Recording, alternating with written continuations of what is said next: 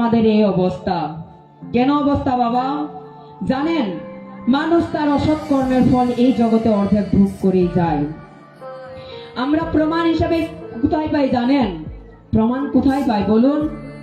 এই যে বিছানার মধ্যে পড়ে রইলাম, বিছানার মধ্যে পড়ে রইলাম মা, সেটা পূর্বজন্মের কর্মের ফল আর এই জন্মেরও কর্মের ফল। শ্রীহরি গোবিন্দ এত সহজে কাউকে নেন না। আর আরেকটা কথা বলে যাচ্ছি, আমরা সনাতনীদেরকে এটা মনে রাখতে হবে যে জীবিত থাকা অবস্থায় ভাগবত গীতা, শ্রীমদ্ ভাগবত, শ্রী চৈতন্য চরিতামৃত ভগবানের অমর কথা যাই বলুন না কেন, সনাতন ধর্মের যত গ্রন্থ রয়েছে জীবিত শরীরের শক্তি থাকা অবস্থায় সেগুলা শুনতে হবে। আর আমরা কি করি?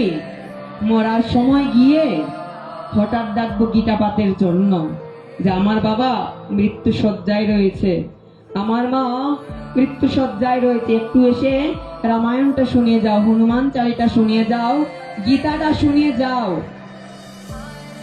তো এই যে অন্তিম সময়ে যদি এইসব কিছু যদি শোনাবেন তাহলে কি কাম দিবে? গোবিন্দ কি সেটা স্বীকার করবে বাবা? হ্যাঁ, স্বীকার করবে? চিন্তা করে দেখবেন। আমরা কলিহত জীব, আজ আমরা এইগুলাই করছি, আমাদের বাগান অঞ্চলে এই কাজগুলাই বেশি হয়।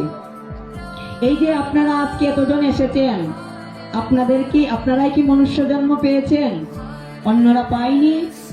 অন্যরাও তো পেয়েছে, কিন্তু গোবিন্দের দেওয়া মনুষ্য জন্মটাকে তারা সঠিক কাজে লাগাচ্ছে না। গোবিন্দ বলছেন যে তার দেওয়া এই নিদেহ মাধ্যম সুদেহ দুর্লভম। ভাগবত বলছেন নিদেহ মাধ্যম সুদেহ দুর্লভম। এই যে দেহটা অতি দুর্লভ, গোবিন্দের দেওয়া দান। আজকে যারা এসেছেন মা, আপনারা অতি কৃপাবান।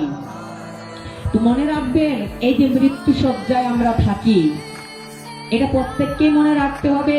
আজ না হয় কাল আমাদেরকে মৃত্যুবরণ করতেই হবে। মৃত্যুবরণ করার পূর্বে যাতে অন্তরের মধ্যে ভাগবত কথা, গীতা পাঠটা ঢুকে নেই। আর মৃত্যু সময় না স্মরণ করলেও হবে। আমরা তো মূর্খতা করি।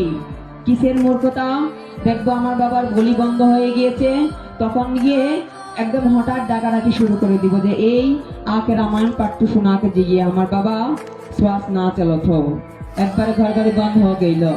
তো বলবেন গীতাটা শোনাকে জিগিয়ে।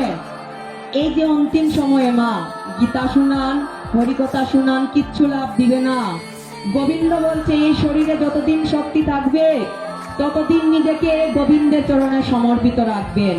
আর শরীরে যেদিন শক্তি থাকবে না মা, সেদিন হাজার চেষ্টা ভগবত কার্য করেন, তথাপি আপনার কিচ্ছু লাভ হবে না। আরেকটা আমরা কাজ করি কি জানেন? মৃত্যুর সময় আমরা বুকে গীতা রাখি। মৃত্যুবরণ করেই গিয়েছে, তখন দেখো মরেই গিয়েছে আমার বাবা, তখন গিয়ে আমরা গীতাটা বুকে রেখে দেই। কেন রাখবো গীতাটা?